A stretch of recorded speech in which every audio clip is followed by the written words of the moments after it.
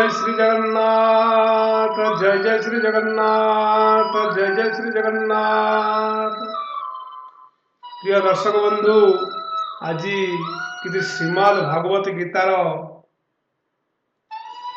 भगवान श्रीकृष्ण गीतारे कहते से विषय किसी श्लोक कंठस्थकरण करवा और तार भावार्थ को तार अर्थ को बुझा। ओम नमो भगवते वासुदेवाय। प्रिय दर्शक बंधु, कथारे अच्छी रुचु न रुचु खा पिता, बुझु न बुझु पढ़ गीता। श्रीमद भगवत गीता, श्रीमद भगवत गीता हेउछि भगवानंकर मुख निसृत अमृत वाणी।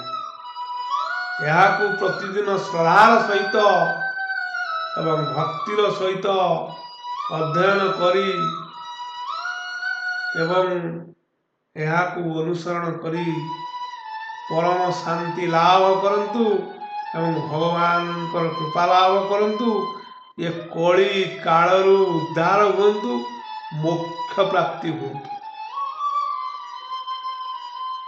श्रीमद भगवत गीता यहाँ प्रतिदिन निजर व्रत रूपे ग्रहण करी यहाँ श्रद्धार सहित भक्तिर सहित पाठ करंतु। निश्चित भाव में आपणकर जो चपल मन, जो अस्थिर मन को स्थिर करंतु एवं स्थिर करी निजर कर्तव्य कर्म करी ये कली काल उद्धार हो। चलंतु देखिबा श्रीमद भगवत गीतार 30 नंबर श्लोक अध्ययन करिबा। ओम नमो भगवते वासुदेवाय। ओम कृष्णाय वासुदेवाय हरये परमात्मने प्रणत प्रसन्नासाय गोविंदाय नमो नमो।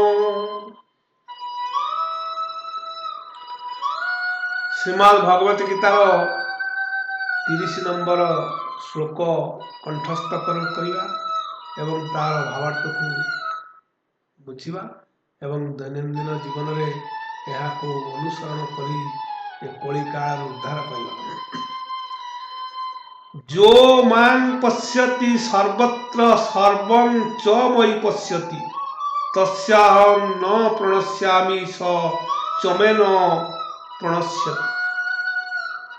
ज सर्वत्र मां पश्यन्ति, जो व्यक्ति मते सबु स्थान रे बा सबु प्राणी मानक ठारे बा समस्त पदार्थ रे मते देखंती।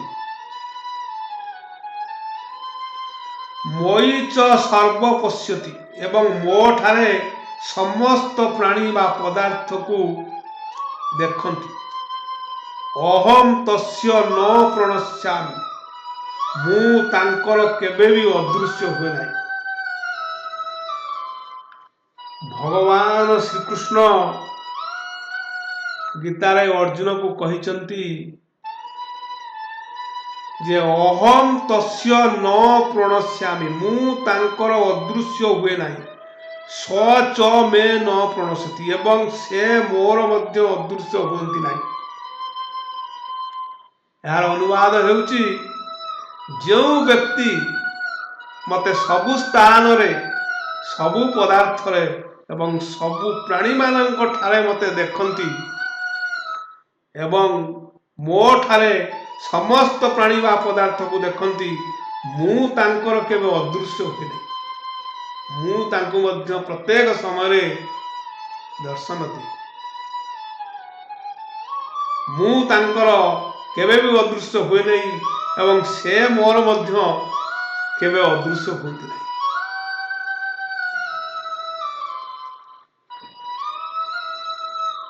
ब्रह्मदर्शी योगी सर्वत्र परमात्मा को दर्शन करती एवं परमात्मा ठारे से समस्त को देखती।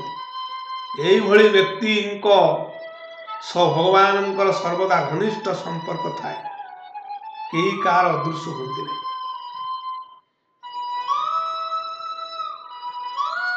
ଜୟ ଜଗନ୍ନାଥ ସ୍ୱାମୀ ନୟନ ପଥଗାମୀ ଭବ ତୁମେ। ପ୍ରିୟ ଦର୍ଶକ ବନ୍ଧୁ, ଏଇଭଳି ପ୍ରତିଦିନ ଶ୍ରୀମଦ୍ ଭଗବତ ଗୀତାର ଭଗବାନଙ୍କର ମୁଖ ନିଃସୃତ ଅମୃତ ବାଣୀ ଶୁଣିବା ପାଇଁ ୟୁଟ୍ୟୁବ୍ ଚ୍ୟାନେଲକୁ ଲାଇକ୍ ଏବଂ ସବସ୍କ୍ରାଇବ୍ କରନ୍ତୁ ଏବଂ ଭଗବାନଙ୍କର ମୁଖ ନିଃସୃତ ଅମୃତ ବାଣୀକୁ ଶ୍ରବଣ କରି କିମ୍ବା ପଠନ କରି ଏ କଳି କାଳରୁ ଉଦ୍ଧାର ପାଆନ୍ତୁ ଏବଂ ଭଗବତ କୃପା ଲାଭ କରନ୍ତୁ। ଜୟ ଜଗନ୍ନାଥ ସ୍ୱାମୀ ନୟନ ପଥଗାମୀ ଭବ ତୁମେ।